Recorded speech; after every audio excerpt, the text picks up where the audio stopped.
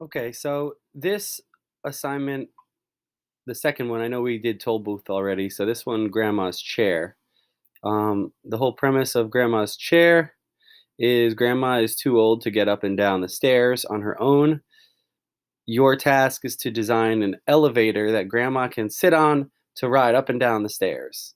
Grandma needs to have a switch that is mounted on her chair to start the ride up or down when she is settled in and ready.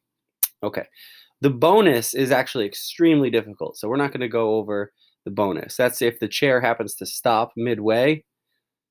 Always return the chair to the first floor after grandma pushes the button. That actually requires a ton of intricate code. So for the most part, in first semester, we sort of skipped the bonus. Um, Ultimately, I believe I have a picture included. The goal of grandma's chair is that she hits a push button on her chair, and the chair goes all the way up until it's stopped by a limit switch.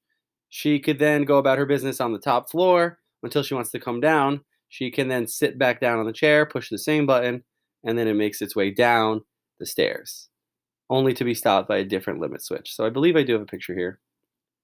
Not sure if this video works. I'm almost positive it doesn't. But what happens is she would sit on the chair around here. Just assume that piece of metal is the chair. There's a button there. She clicks it, and the worm and wheel starts spinning, but because there's a motor here, and then that will make it go down until it hits this limit switch. Then she clicks the button. So assuming it started at the bottom, it would be until bump, until you hit that bump switch. And then once you do, it will start the motor, which will turn this, which will make the chair go up. And then it's going to run until, and then it will stop. So it's stop motor. And then until bump again, same bump switch, the motor will run in the opposite direction, sending it down, and it will run until it hits this limit switch. So it's pretty much just bouncing back and forth. I'll press play here. I'm almost positive this won't work. Um, Grandma's oh, chair. cool.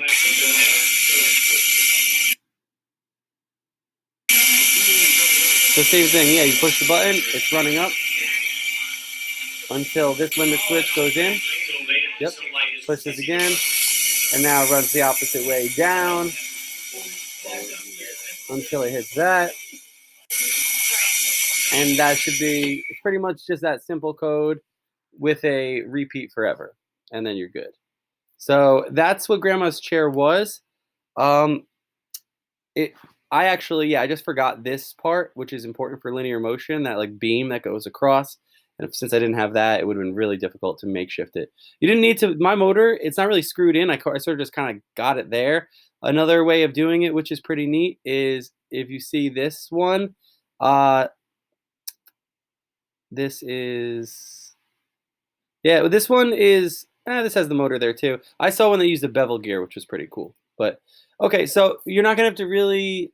Maybe you. Yeah, I'm gonna put a Google Forms. So after you watch this video, just take the Google form, answer the question or two in there, and that should be good for that. We're also gonna do a new assignment on code.org, which I'll share on Google Classroom.